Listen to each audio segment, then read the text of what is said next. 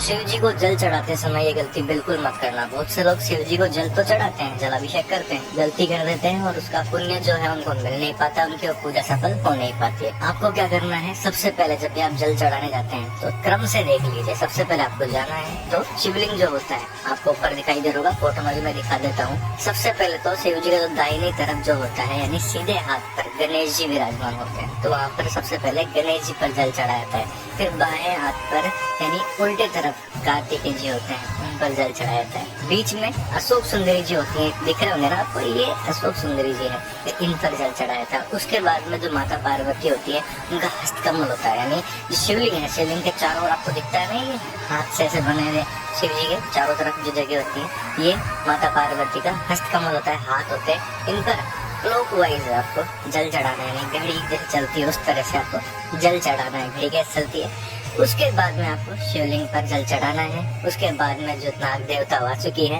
उन पर आपको जल चढ़ाना है।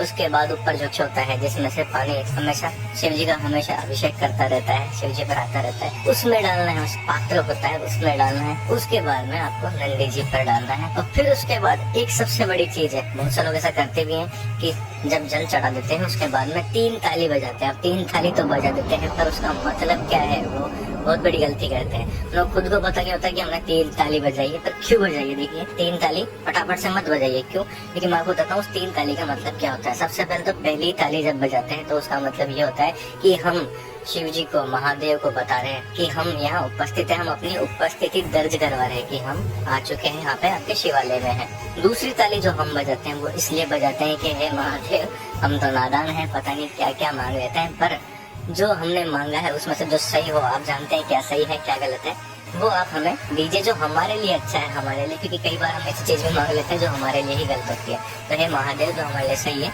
वो हमें प्रदान करें। तीसरी ताली बजाने से मतलब ये होता है कि हे महादेव, हमारे जीवन में जो भी कष्ट है, पीड़ा है, जो भी आपदा है, उनसे हमको मुक्त कीजिए, हमें स्वस्थ रखिए, सुखी रखिए, और जो भी पीड़ा है, कष्ट है, वो सब हमसे दूर हो जाए। और इसके बाद में आप दोनों हाथ ऊपर करके हर हर महादेव जरूर कहिए और कमेंट में भी हर हर महादेव कह देना। और इस जानकारी को सिर्फ अपने तक मत रखना, इस जानकारी को शेयर करने से भी पुण्य मिलता है। तो जितना आप इस वीडियो को शेयर करेंगे आपको उतना ही पुण्य मिलेगा। और कमेंट में हर हर महादेव लिखना और अपनी स्टोरी पर भी जरूर लगाना ताकि ये वीडियो सब तक पहुंचे।